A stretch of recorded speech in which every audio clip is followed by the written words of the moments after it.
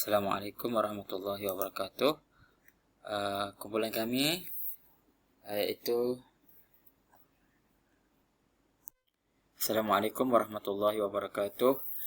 Yang berbahagia Profesor Mahdia Dr. Asfadila. Okey, kumpulan kami iaitu saya Ismail bin Saleh 904677 dan Cik Khairul Effendi Cik Kamul Zaman 904692 akan membentangkan analisis data kualitatif, iaitu kaedah analisis data kualitatif lah. Ya.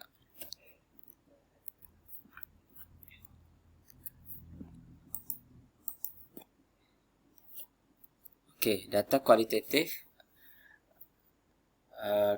kumpulan kami akan menganalisis dokumen.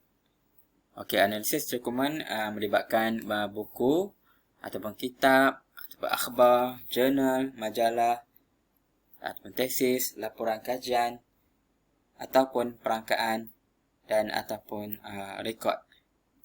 Okey, pada kumpulan kami akan membentangkan analisis jurnal. Analisis jurnal.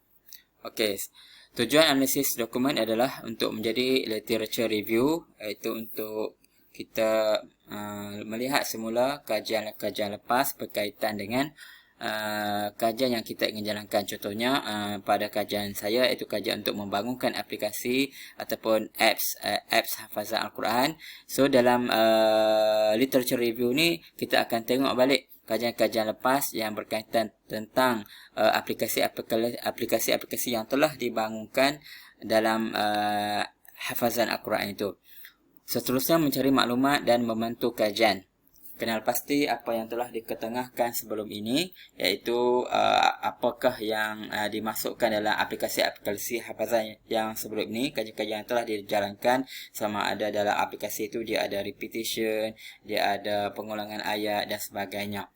Seterusnya menyokong dapatan kajian, iaitu dapatan kajian, contohnya kajian saya akan untuk membangunkan, maksudnya analisis keperluan. Apakah keperluan untuk membangunkan aplikasi hafazan ataupun apakah keperluan untuk membangunkan sesuatu bahan sokongan berteknologi ini sebagai sokongan lah kepada kajian yang kita akan jalankan itu. Contohnya macam kajian saya, kajian lepas banyaklah kajian-kajian yang untuk membangunkan aplikasi hafazan ini.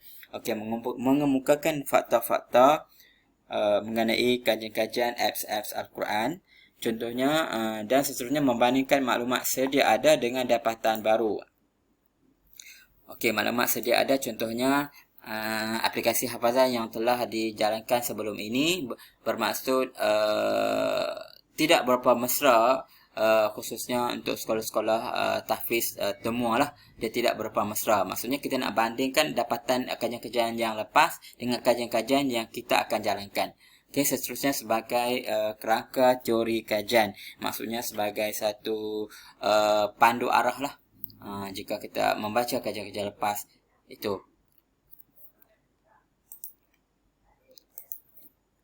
Okay, seterusnya metod kajian dokumen. Okey, dalam kajian dokumen ini kita akan meneliti gaya bahasa sesuatu ayat ataupun frasa, seterusnya keaslian sesuatu penulisan itu, suasana penerbitan dan seterusnya fakta.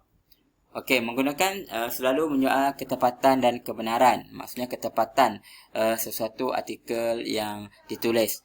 Seterusnya selalu menimbulkan persoalan, menjadikan tanda tanya.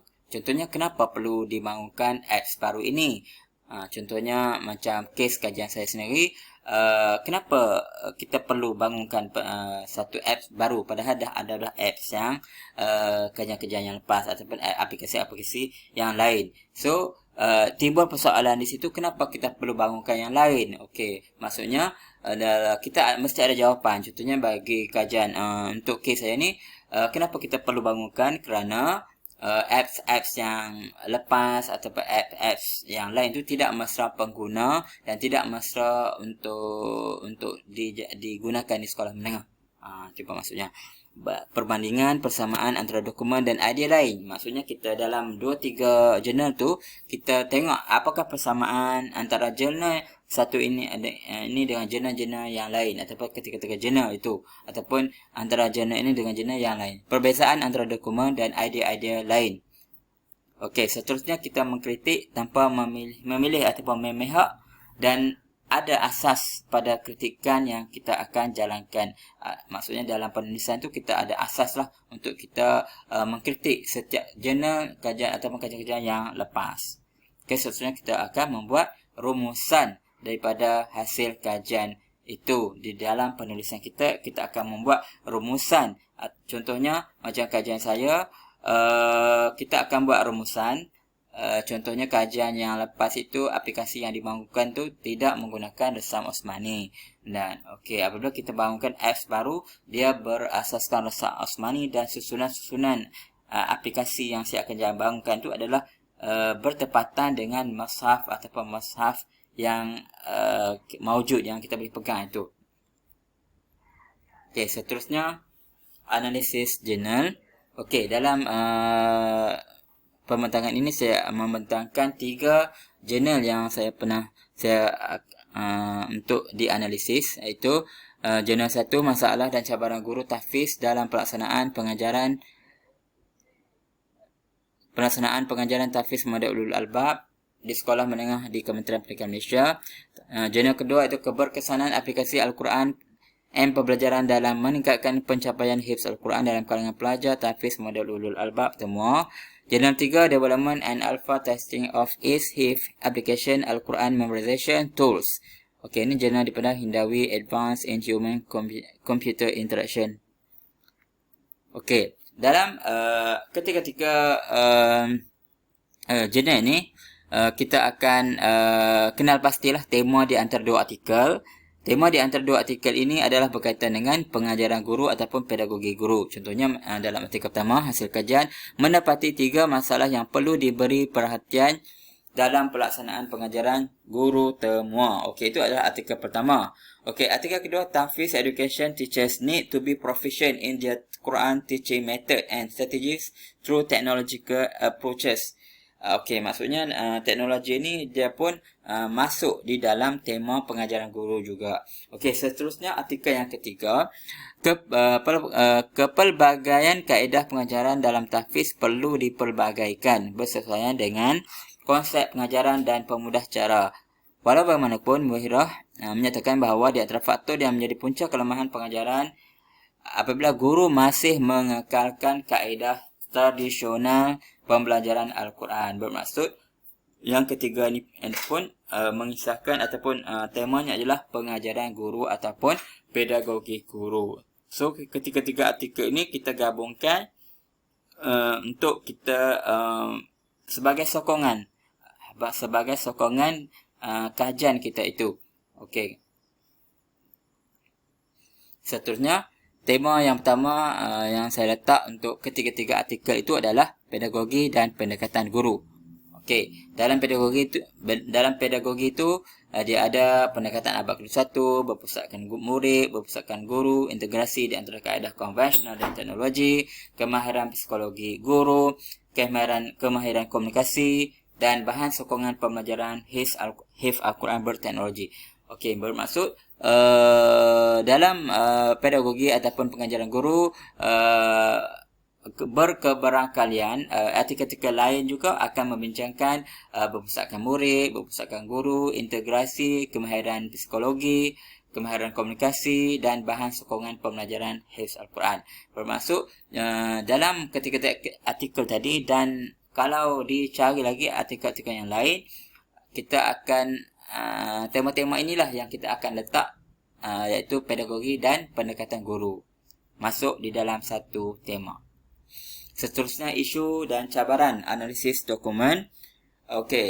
Dalam kajian kualitatif, dalam analisis dokumen, kita akan ada beberapa isu lah, iaitu ketepatan fakta, penggunaan data dan tidak tepat. Maksudnya artikel-artikel atau jurnal itu kebarangkalian datanya tidak tepat.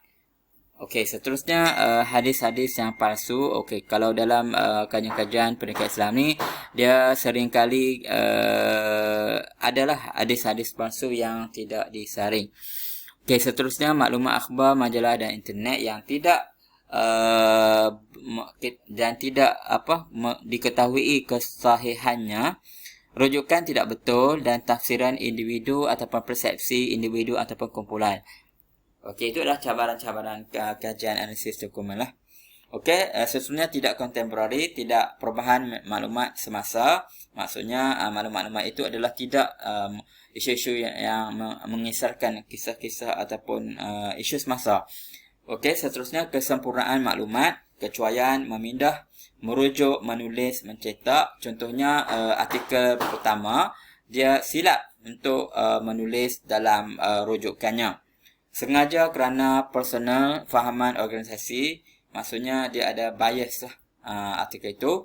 Seterusnya pencabarannya lagi adalah sukar untuk mendapatkan dokumen, sensitif kepada individu ataupun dasar-dasar kerajaan, institusi, syarikat, dan kita ada juga Akta OSA iaitu rahsia rasmi.